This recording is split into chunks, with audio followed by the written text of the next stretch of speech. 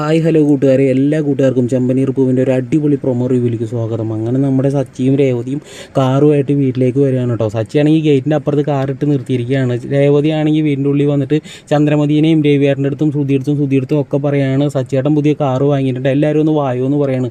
അങ്ങനെ നമ്മുടെ ചന്ദ്രമതിയും രവിയേട്ടനും ശ്രുതിയൊക്കെ വരികയാണ് കേട്ടോ സുഹൃത്തുക്കളെ.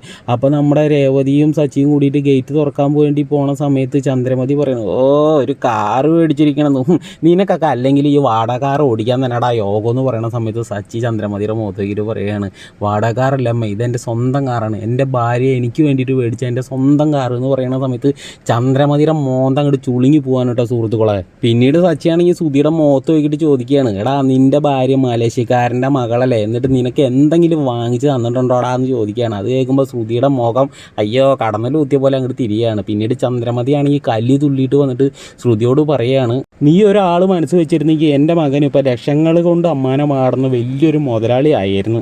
നിനക്ക് അവനോട് സ്നേഹം ഉണ്ടെങ്കിൽ അത് നീ തന്നെ തെളിയിക്കണം, ഞാൻ എന്തായാലും നിൻ്റെ അങ്കിളിനോട് സംസാരിക്കാമെന്ന് പറയുന്ന സമയത്ത് ശ്രുതി ആകെ മൊത്തം ഒന്ന് ഞെട്ടുകയാണ് കേട്ടോ സുഹൃത്തുക്കൾ. അപ്പോൾ എല്ലാവർക്കും ഒരു പ്രൊമോ റിവ്യൂ ഇഷ്ടമായിരുന്നെങ്കിൽ ഒന്ന് ലൈക്ക് അടിച്ച് ഒന്ന് സബ്സ്ക്രൈബ് ചെയ്തൊന്ന് സപ്പോർട്ട് ചെയ്യണേ.